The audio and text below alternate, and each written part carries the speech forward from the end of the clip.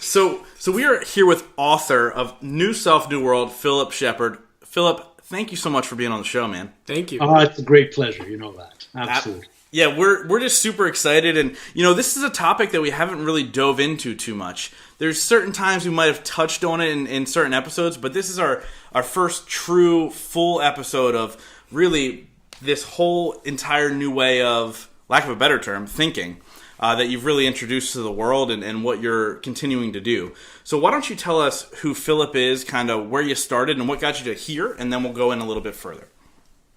All right. Who Phillip is. I'm discovering that on the fly. But how I got to here is a little easier.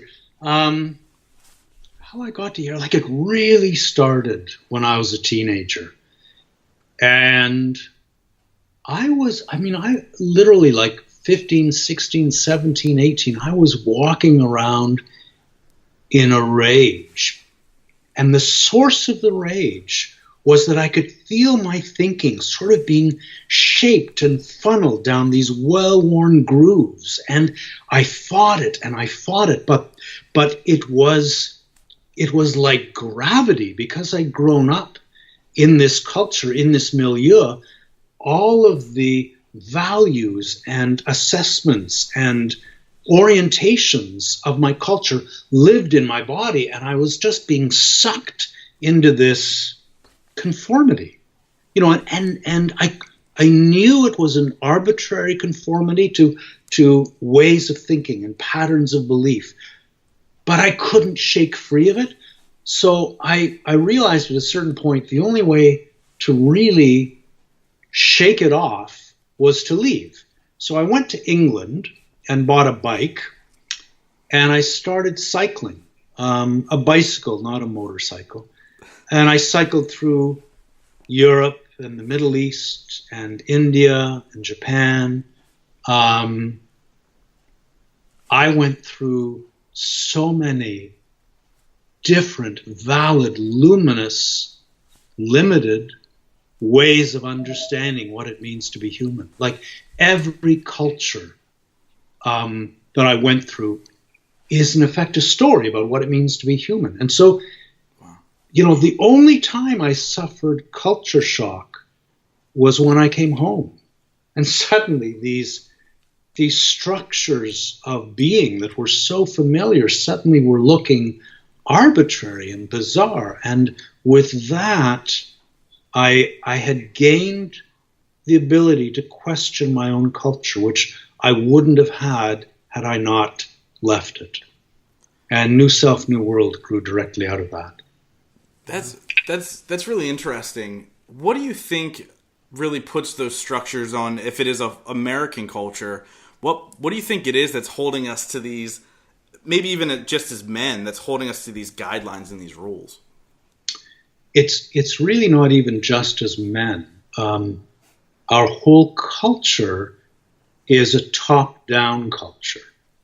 And I've got this principle in my work that the way you relate to your body provides the template for how you relate to everything. Every other relationship you have in the world is shaped by your relationship with your body. Well, our relationship with our bodies is top-down. We live in our heads, right? And there's the body as this thing, this meat puppet that the head lives on, and we move it around, and we suffocate the thrumming intelligence of the body. Well, in the same way that we sit detached from the intelligence of the body, we've detached ourselves from the intelligence of the world. So the world looks like biological machinery, and we just exploit it. And nature, which is our most intimate teacher, is subjugated to the role of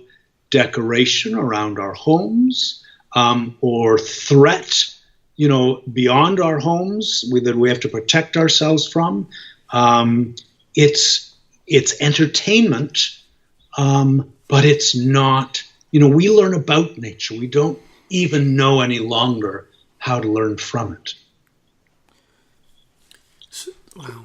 So, go. No, yeah. Right. So, It's really interesting to think about. I think what hit home for me, you know, to keep it on Zach and mine's level as beginners. We talked about before we dove in. When he talked about how we view nature as decoration. I think, first of all, I think that's so true. I mean, everything's in face value because, like you said, we're living in our heads. How does one shift their focus? How do you take that first step and go, let me get out of my head and live in my body, or you know, the pelvic floor, I think you called it, the pelvic bowl, and really live in that. I mean, I know I'm diving in super deep really quick, but I think that's where we're at. Like, how does somebody get out of their head? There are so many patterns in the body. It's like to get out of the head is to move into a different way of being. So first of all, you've got to want that. And to want that, you've got to allow yourself to feel. And the reason that's important, allowing yourself to feel, is because it feels like crap living in the head. I mean, it just does. You're bound in this constricted space. Your thoughts go round and round, chasing each other. You cannot come to rest. You agonize over decisions, and none of that is necessary if you go back to your wholeness. So to begin to notice what feels good, which is preceded by beginning to notice what you're feeling, even, which is a big step for a lot of people. But then you know, as you begin to feel what feels good, you notice, well, when I'm actually releasing my body to the breath, that feels better. Why am I binding the breath up? Why am I stopping the breath every other word as I speak? Why do I stop my breath when I go to open the door or sit in a chair? Like, every time you stop your breath, you're in effect putting your life on hold, because the breath is the primary means by which you reveal your being. You feel your being through your breath, and we run interference on the breath every minute of our waking days. And so you start to navigate through that, and as the breath awakens in the body, there's this sensitivity that's brought to the pelvic. The pelvic bowl holds our second brain, in effect. So this isn't metaphor. We have a brain in the belly, just as we have a brain in the head. And there are cultures that recognize the balance between those. So in the Mayan culture, they actually understand the human to have two skulls. There's the skull of the head and there's the skull of the pelvic bowl, and your life is held between them, which I think is gorgeous. But these two poles of our consciousness are entirely complementary. Their strengths just support and nurture each other, but we've severed them, and we've given all our allegiance to the head. So it's the gifts, the real gifts that the head has to offer are being shortchanged because it's not supported by this other intelligence in the pelvic bowl. So maybe I'll take a minute just to talk about the differences. So the intelligence in the head is where you consciously think. The intelligence in the pelvic bowl is where you can consciously be. The intelligence in the head excels at abstraction and systematizing and perspective. And perspective, you think about perspective, requires distance. You have to step back, right, to gain perspective on something. You're in the middle of it, you can't. So that ability of the intelligence in the head to distance itself from the body's sensations, to step back from the world, is an asset if you know how to find your way home. And home, to me, is that intelligence in the pelvic bowl, which, to distinguish it from the intelligence in the head, comes into felt relationship and it integrates. So that quality of being, to come back to your being, is not to come to rest within the boundary of the self. That's another whole thing we could go into. Talk about patterns in our culture. We believe that the self has a boundary that contains our wholeness. And so we talk about being whole in body, mind, and spirit, which, suggests that all you have to do is recognize these three aspects of the self and nurture them and allow them to flourish and come into balance, and you will be whole. And it's just not true. There's no wholeness apart from the present. There's no wholeness of being in relationship with the world, in felt relationship. So that's another difference between the two brains. The brain in the head favors known relationship. I know what my relationship to this cup is. It's a cup, I drink from it. I don't have to feel it. I don't have to come into felt relationship with it.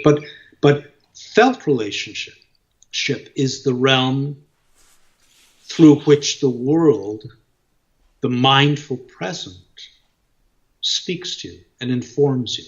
And just as we've shut down the intelligence of the body, we've shut down the intelligence to which the body provides a bridge, which is the mindful present, the currents of life that are here now. I have notes all over my paper right now. This is the first time. It's like one's up there, one's down there.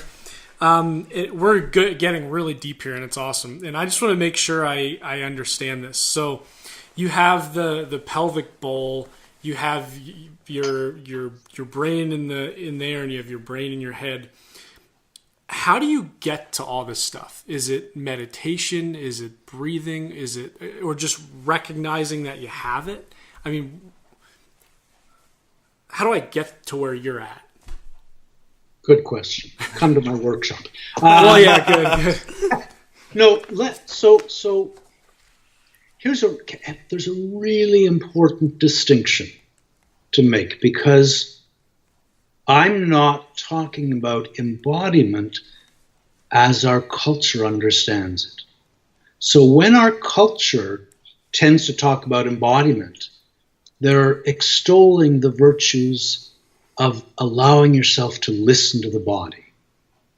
And that's the opposite of what my work is about. And you think about the metaphor of listening to the body, and what it's subtly telling you is that you're in one room, your body is in another room, there's a wall separating you from it, and the best you can do is put your ear to that wall once in a while to listen to what's going on the other side.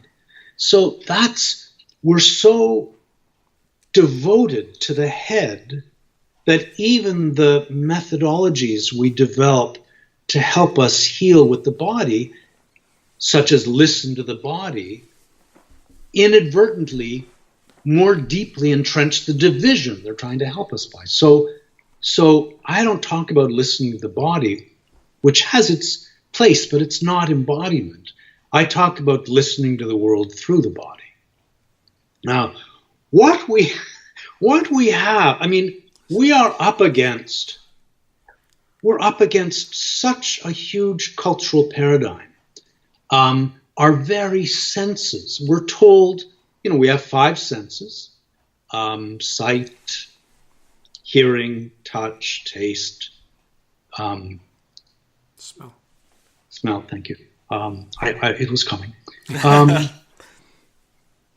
That is such a, if you believe you have 5 senses, embodiment will be impossible.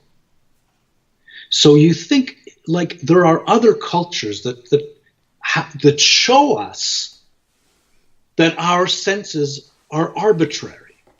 So there's the Ango-Ive culture in Africa. They have a completely different sensorium. Their primary sense is the sense of balance. And you think about that and you think, right, we have an organ devoted to balance. We talk about a sense of balance. Why don't we recognize it as a sense? And then you begin to realize that every one of our senses conforms to a model whereby stimulus comes from the outside world, crosses the boundary of the self, registers on a receptor, is transmitted to the brain, and interpreted there. So every one of our senses upholds the boundary of the self. The sense of balance doesn't. It's a felt relationship again between your center of gravity and that of the Earth's. There's no boundary there. It's this mutual pull. So in neurology, they recognize three fields of sensation. There are exteroceptors, which are the senses that pick up the outside world. There's proprioception, which tells you where your body is in space.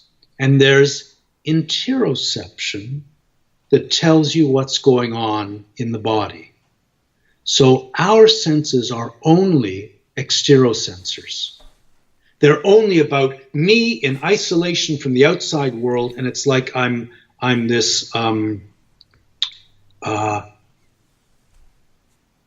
computer with sensors that picks up information from the outside world and processes it.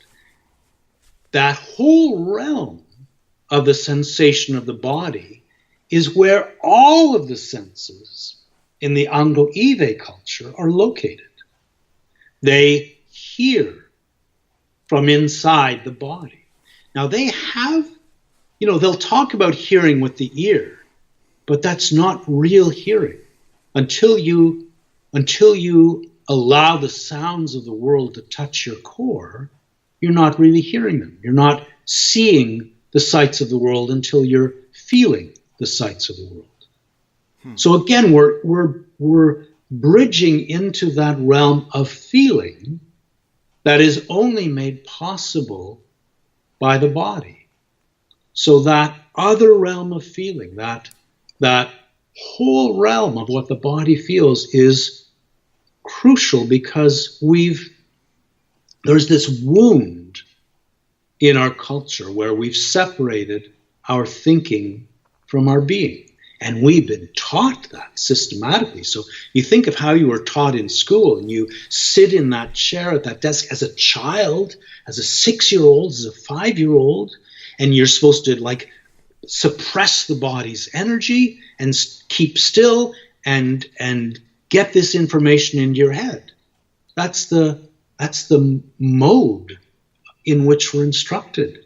So we learn to shut down the body's intelligence, and we learn to fill the head, and we learn to divide our thinking from our being, to the extent that we believe that we can think more clearly if we divorce ourselves from what the body's feeling.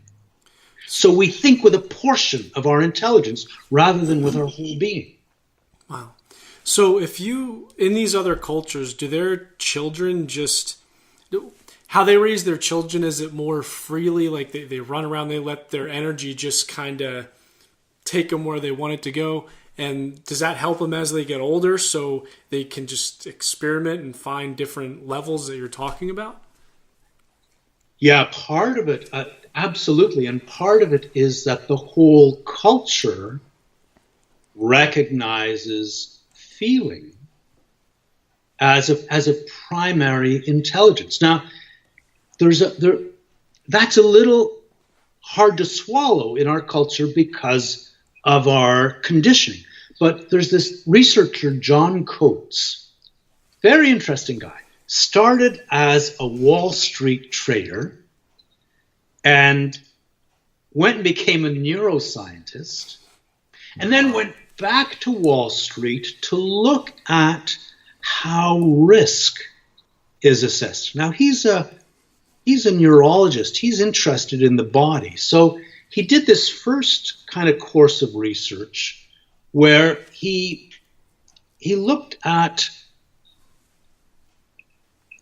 researchers and how they made decisions about risk and opportunity. And he was looking at the body's responses. Specifically, there's this hormone cortisol that is our primary stress indicator. Right. And he's measuring kind of the body's responses, and he's also measuring the psychology. And what he found was that the body knew exactly what the risk was. There was like almost a 1-to-1 correlation between what the body knew and what the reality was. And there was no correlation between the psychology and the reality. You know, sometimes they lined up, sometimes they didn't. But it's like they're completely out of whack. And so then he did a second round of research. He says, well, okay, if the reality of the body is that attuned to the reality of the world, even in this abstract world of stock trading, then it should be true that traders who are more in touch with their bodies do better. So he studied, he got a group of 18 traders, and he found out how well they could read their heart rate. How fast? What's your heart doing now? Some of them had no idea. I don't know. How do you feel your heart? Some of them could feel the heart. So that interoception, that ability to feel what's happening in the body, they could feel the heart. And then he graded them on a scale of sensitivity to the body, and then looked at their trading over the past year and found that the ones who were most sensitive to the body did significantly better than the ones who were less sensitive to the body. So there's this realm of intelligence that our whole culture has basically eclipsed, that is attuned to our reality. Is that what they call maybe the gut feeling? So when people say, man, I just have this gut feeling, that's when they're more in tune with their body. Absolutely. So I think people have that. They don't even know it. Yeah. Like you see people and they don't trust it in general. I don't know. And then they start to reason, should I trust it or shouldn't I? So when, I don't care who you are, you could be on Wall Street, you could be a manager at a company, or you're at home with your child, you're a parent. You're more in touch with your body, and you just go with those feelings.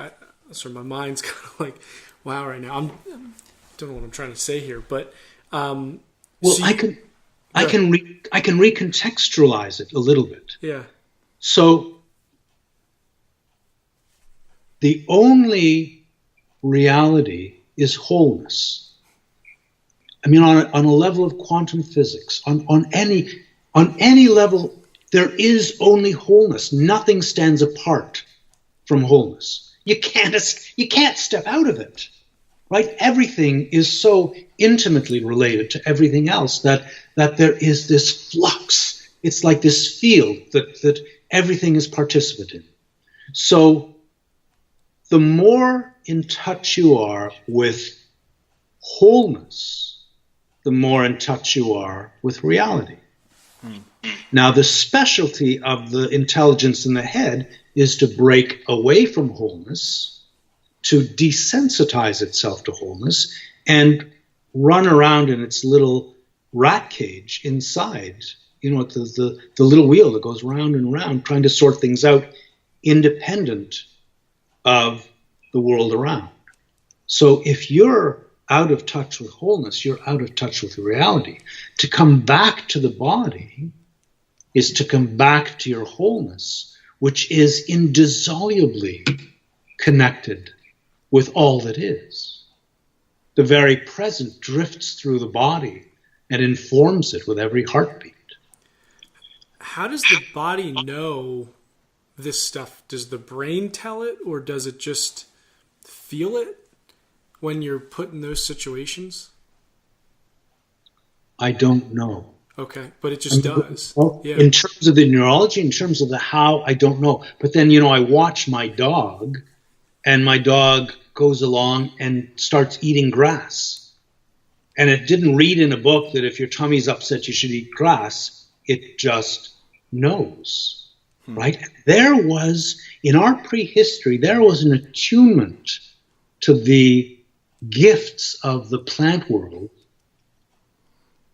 that we don't even give credence to anymore. So we think, all these, Aboriginal cultures with their medicines, it's fabulous. And it's understandable over centuries how trial and error, they find out what works and what doesn't. No, trial and error, it's like John's got a headache. Okay, John's got a headache. Let's see, what plant haven't we tried for a headache? Oh, here's one. We haven't tried this yet. John, eat this. Oh, no, John died. Was anyone else with a headache? Sorry, John. It's insane. No, and there are people today who can feel what the gift a plant has to offer. How, your question, how, is a valid one. All I can say is I don't know, any more than I know how my dog knows what the grass has to offer it.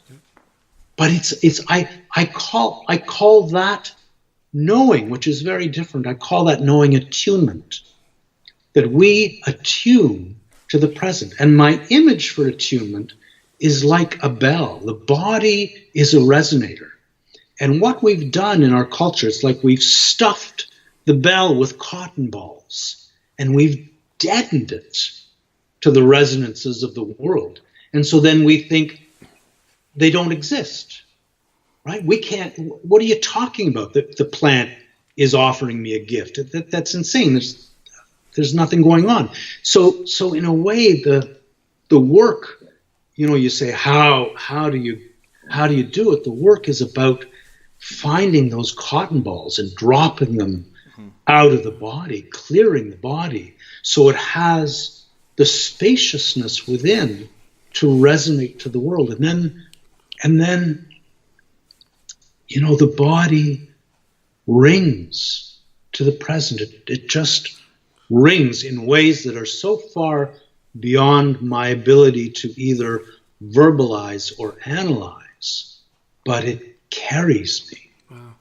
So what can getting out of the head and getting into the pelvic bone, the pelvic bowl, we'll get there, do for someone? Does it relieve stress? We talked a little bit about helping you make decisions with that gut feeling. I get it. What can it do for your life? It's the difference between living in wholeness and living a fractured existence. Is living in wholeness better than living in fraction? And I don't know the answer to that. Maybe some people may say yes, some people may say no. To me, it feels better. Okay. The difference is, if you're living in wholeness, you're living in reality. Oh. Yeah. If you're not living in wholeness, you're living in a fantasy world that you're desperately trying to reconcile and outguess and manipulate. Right. And just to kind of add to that, we talked before earlier, the person who introduced us is Rhonda Smith, who's become a great friend and a mentor of mine. And, to give you an idea of living, in wholeness and just living in fractions. So I had a trauma in my life recently, and she asked me, how are you feeling? And I started to tell her what I'm thinking, and immediately tried to rationalize everything, and immediately tried to just, again, that whole rat race thing. I tried to make it make sense. I tried to make all that stuff. And she goes, no, you're telling me what you're thinking. She's like, tell me how you feel. And almost immediately, as she walked me through the process, almost immediately, everything became more clear. So I understood the position I was truly in. I made it a lot less of a traumatic thing than it really was, and really lowered my anxiety about the situation. And I know you talk a lot about anxiety.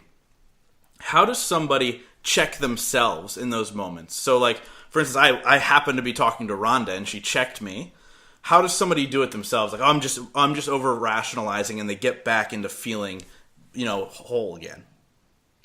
So when you're living in that fractured existence, you are living in abstraction.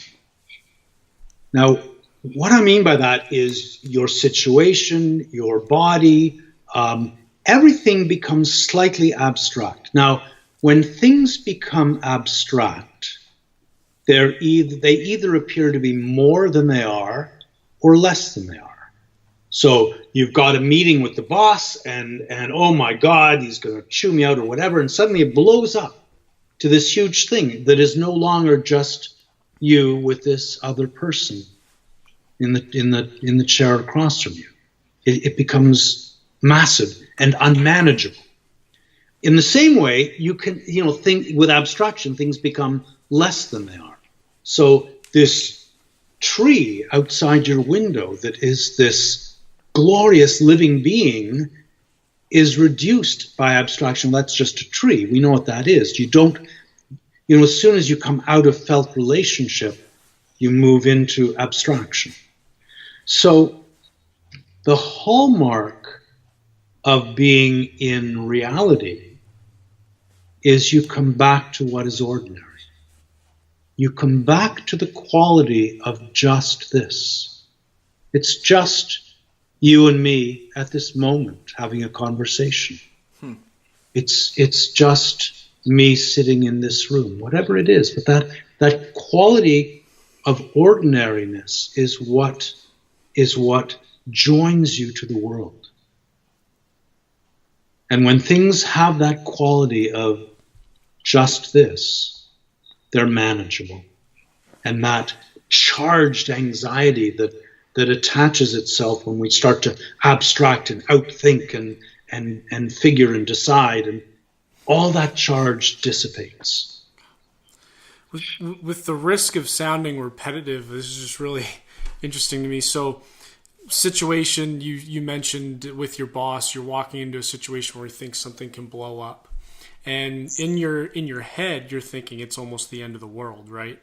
When you walk in there, it's really not. I mean, you can look at it, take a step back, and think of reality. And to do that, to just do it exactly what you're saying, and you can kind of cure that almost, right? Yeah, I mean, you can't. The quality of wholeness, if we're talking about how do you come back to wholeness, you cannot make yourself whole. You already are. I mean, we desensitize ourselves to wholeness. We stop feeling it, but there's no escaping it. But you cannot. We're so used to making ourselves happy, making ourselves calm down, making ourselves whatever. You can't do it. So with wholeness, you surrender to wholeness. It's there. You surrender to it.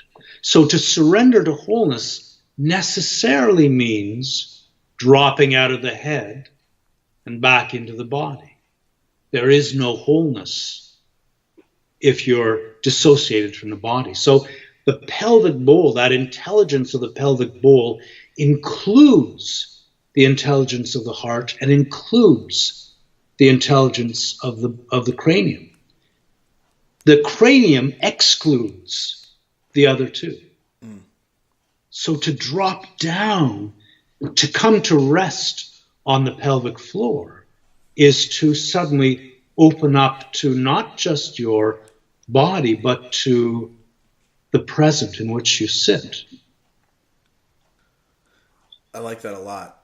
So a lot of what we're talking about is really your new book that you're working on, which called Radical Wholeness. And, it's really about living in wholeness. And it comes out, when's it come out? In November 2017, right? Exactly, yeah. Okay. I don't know if I can wait that long. I know, right? But to another part, and this totally sounds like I'm plugging your stuff, but it's really not. You're also doing these workshops across the country. And obviously Zach and I are in Reading, PA, so there's actually, I think 3 of them that are within driving distance of us. A lot of what you teach there is how it's really teaching people how to live in this wholeness and to really kind of get out of your head and into your body and just understand that, like, the world is a lot more than how we've perceived it. So what I'm getting to is... And you are a lot more than what you've perceived. I like that. Yeah. So with that, I know that you do a couple of things with them, whether it be breathing exercises, but that goes into, we talked about how that goes into pretty much a large extreme. Is there something that you could do a quick thing with Zach and I in 5 minutes over Skype that you might do in the workshop to help people kind of open up a little bit? Absolutely. Awesome. Absolutely. I'm nervous. Me too. But let's do it. We should videotape this for Rhonda. Yeah, right. So I love the way you described the workshop, because the issue isn't how to get into the body. The issue is how to bring the intelligence of the head into relationship with the intelligence of the body. So there's lots of work that puts you into your body and it feels great and it's lovely, and then you go to work the next morning and you're trampoline back up into the head because you haven't got that relationship to bring them into cooperation. So there's an exercise that I call the elevator shaft, and it brings the center of your awareness into the body. Now, it goes back to these two pools of our consciousness, the head that we're so used to being in, and the pelvic bowl that is certainly less familiar in our culture. So here we have to start by talking about those regions of the body that we're not allowed to name in our culture because it's just not done. There's a part of the body called the perineum, and it's right in the middle of the pelvic floor. And it's right between the genitals and the anus. And it's a little muscle. Most people listening, I'm going to be inappropriate. Most people listening, they call it the taint. Yes? They call it the what? The taint? That's what Rhonda told me it was. This is another word for the perineum? Yes. It's an inappropriate word. Oh, okay. You're looking at me like I'm gonna look at you back, and I thought you were gonna say it too. I just was quiet. My face is bright red right now. So this is how Rhonda. I was my head. I'm don't do it. Don't do it. I just snorted. So this is how Rhonda described it to me as well, because that's really. It's like the slang term that everybody uses for that part of your body. Never heard it, but I really appreciate you bringing it to my attention. Absolutely. Anyway, you can locate it, you can feel it because it's the little muscle. When you stop yourself from peeing, you just engage it, and there it is, the taint. Yes. So that's at the very center of the pelvic floor. So bring your attention to the perineum. Feel it as specifically as you can. And then see if you can allow the breath to sort of gently brush across it.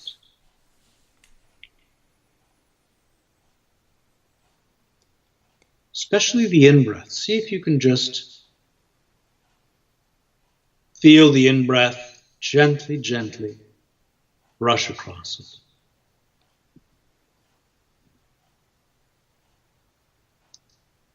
And then I'd invite you to feel this hollow tube rising up through the body. The perineum is at the very center of it on the pelvic floor. And it's maybe 5 inches in diameter, and the center of the tube rises up right in front of the spine. And the tube sort of includes the spine, but sits in front of it. And feel that tube with the perineum at the bottom, rising up through the body all the way to the top of the head. So you feel the perineum at the very bottom of it. And up in your head, locate the center of your awareness. And it can show up as a ball of light, as a ruby, as a flower, it doesn't matter, as a pearl. But just feel the center of your awareness there, however it shows up for you. And then you'll find, interestingly, that you can shift that center of your awareness through your head to one side. You can actually feel it sliding through your head over to one side. And you can feel it sliding backwards through the head. You actually feel it traveling through the head. You can feel it sliding around through the head to the other side of the head. You can feel it traveling specifically. You can feel its journey in the head. And then bring it back to the very center of that hollow tube. And then allow it to begin to journey down through the tube. And you feel it moving slowly, smoothly, continuously down through the body. So it's sliding down through the flesh, bit by bit, where a pond will receive a pebble, and the pebble just drops down through the pond, seeking the bottom.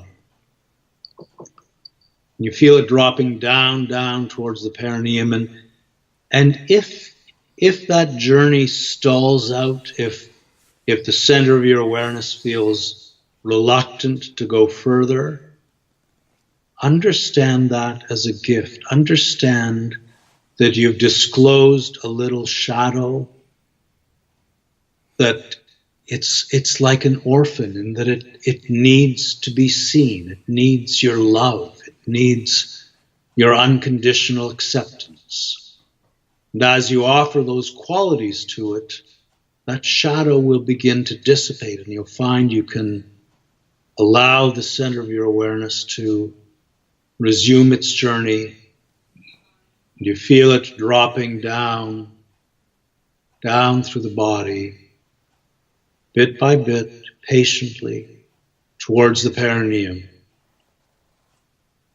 And there will be a moment when it arrives on the perineum. And just check in. You may think you're there at the perineum, and then just gently engage the perineum, because very often you'll be an inch or so above it, and just allow it to settle. That last little bit, and truly come to rest on the perineum. And be aware as it rests there that you are in a realm of your consciousness that doesn't require words. And it feels wholeness. It feels your wholeness. It feels the wholeness of the present. It feels this moment sitting in this room now, and you can come into felt relationship. You can feel where you are. You can feel the reality of just this. And you can rest in that reality. And as you do, be aware of how that feels. Be aware of where it takes you as you truly come to rest deep in the pelvic bowl on the perineum. Be aware that you've come home to your wholeness as you do that.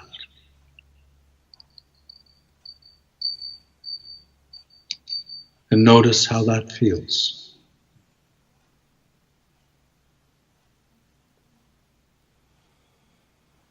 And that brings us to the end of the elevator exercise. Wow. That was... I feel really good. I'm an orphan still in it. And with what you're saying, I'll be honest, like felt it in my head, and once you said to go back down, I feel like I lost it. But I definitely I could feel it. But after that, I was. It was funny because I felt it, and then when you were talking, I thought it was there, and then you said that last inch part, and it's so true. Like I thought it was there, and then it wasn't. And then once I got there, this is going to sound insulting, but I almost forgot about the interview. I was just here, and a lot of the times I'm the guy who directs and controls the interviews. So, and I just completely forgot about it. It's crazy just how clear a lot of it became. And wow. So that clarity is always available. It's there waiting in your body. If you come home like that, that's what you come home to. And Zach, it took us as a culture, just to put it in context, about 10,000 years to move. In the Neolithic, we were actually centered in the belly, and over 10,000 years we've kind of climbed up into the head. So if it doesn't completely reverse in 5 minutes, not to feel discouraged.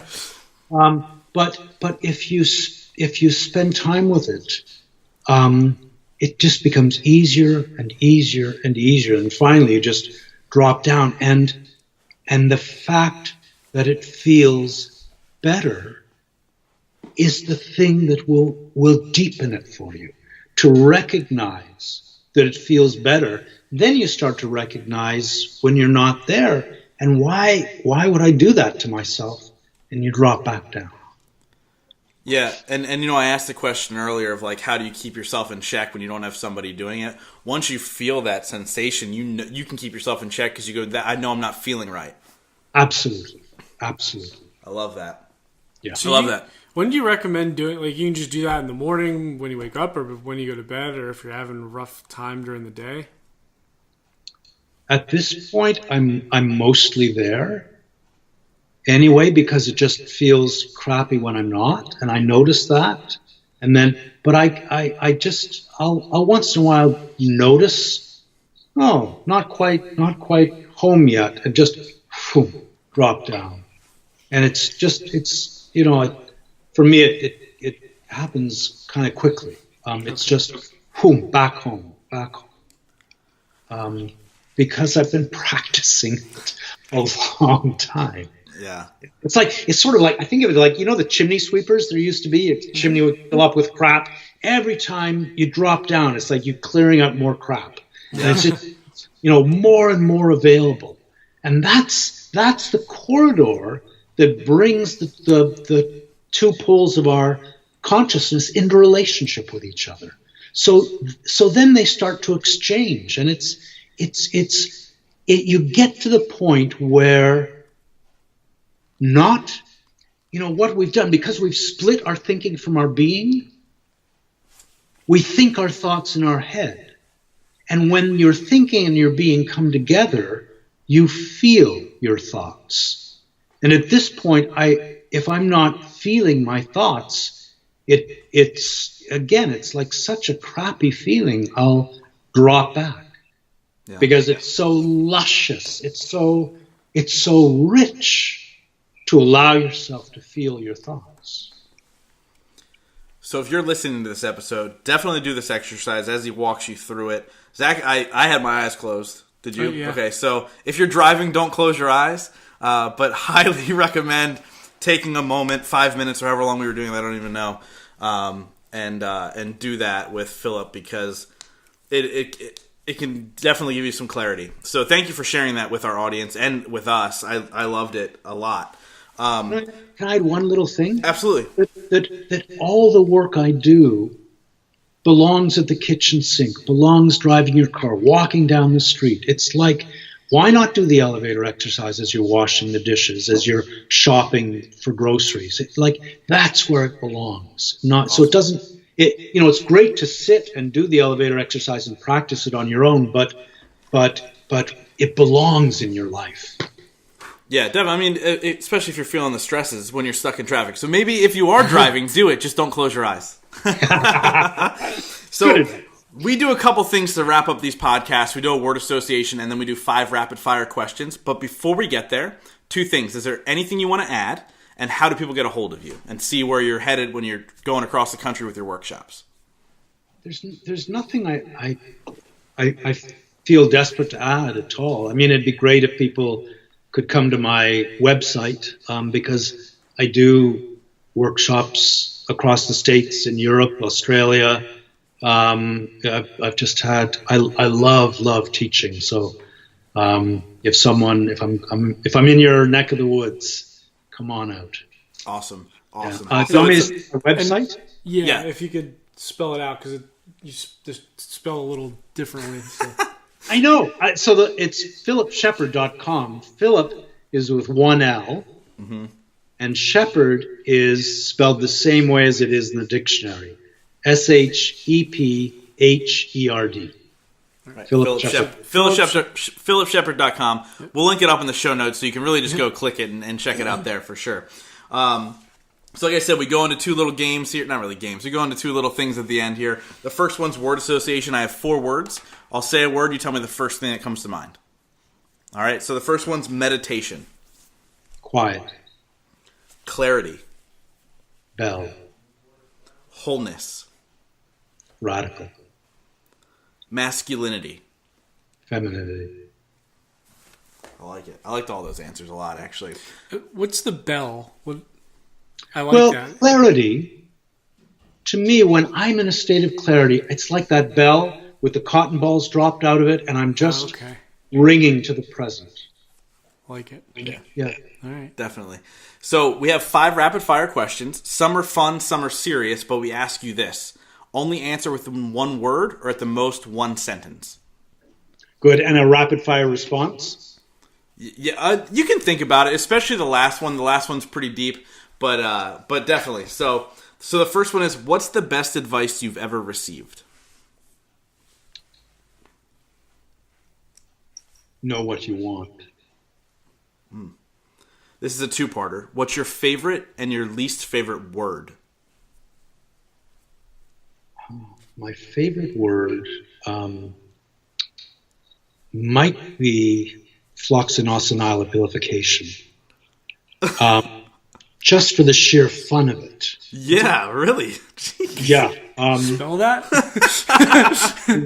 Floxinosinylipilification. It's in the dictionary. Okay, it's a fun word. It's actually a useful word because it means sort of the habit of demeaning something that anyway, it's a great word. I'm going to use that. You know what my least favorite word is, if I can say, is coincidence, because it's totally lost its meaning. So you say, it wasn't just a coincidence that she was there at 3:00. Actually, that's the definition of a coincidence. Those 2 events coincided. Like when I was a kid, I watched this word change over my lifetime. When I was a kid, it was like, it's not just a coincidence, right? Meaning there's more to it. And then we dropped the just. It's not just it's not even a coincidence that these things coincided. So anyway, I won't go on. You're spot on, actually. That's hilarious. Great. What is, other than your own, what's 1 book everyone should read? Homer's Odyssey. At the end of your life, if you could be remembered for just 1 sentence, what would it be? This is what I'm allowed to think of for a minute? Yeah. Well, no, there's another one too, but yeah, this is a serious one too. If I could be remembered for just 1 sentence. Be true to your wholeness. Love it. So obviously this podcast is called The Growth Now Movement. So we wrap up every single podcast with this question, and that is, in your life, what has been your biggest moment of growth?